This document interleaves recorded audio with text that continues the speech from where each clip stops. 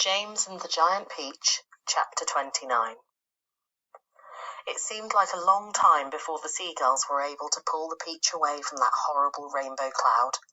But they managed it at last, and then everybody gathered around the wretched centipede and began arguing about the best way to get the paint off his body. He really did look a sight.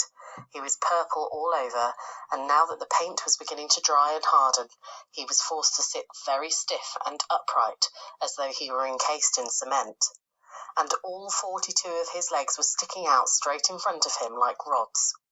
He tried to say something, but his lips wouldn't move.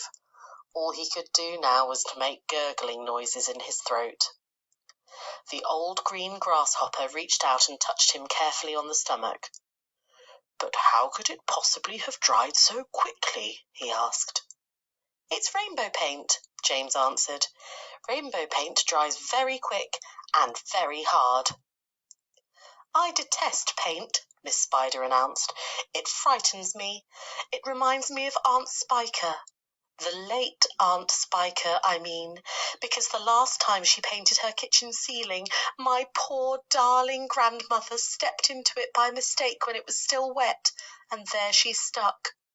And all through the night we could hear her calling to us, saying, 'Help, help, help!' And it was heartbreaking to listen to her. But what could we do? Not a thing, until the next day when the paint had dried, and then of course we all rushed over to her and calmed her down and gave her some food. Believe it or not, she lived for 6 months like that, upside down on the ceiling with her legs stuck permanently in the paint. She really did. We fed her every day. We brought her fresh flies straight from the web.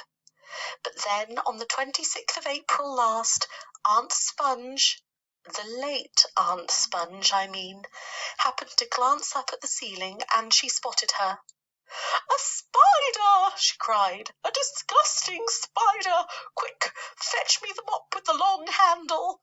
And then, oh, it was so awful I can't bear to think of it." Miss Spider wiped away a tear and looked sadly at the centipede. "You poor thing," she murmured. "I do feel sorry for you." "It'll never come off," the earthworm said brightly. "Our centipede will never move again. He will turn into a statue, and we shall be able to put him in the middle of the lawn with a bird bath on the top of his head." "We could try peeling him like a banana," the old green grasshopper suggested. "Or rubbing him with sandpaper," the ladybird said. "Now, if he stuck out his tongue," the earthworm said, smiling a little for perhaps the first time in his life, "if he stuck it out really far, then we could all catch hold of it and start pulling. And if we pulled hard enough, we could turn him inside out, and he would have a new skin." There was a pause while the others considered this interesting proposal.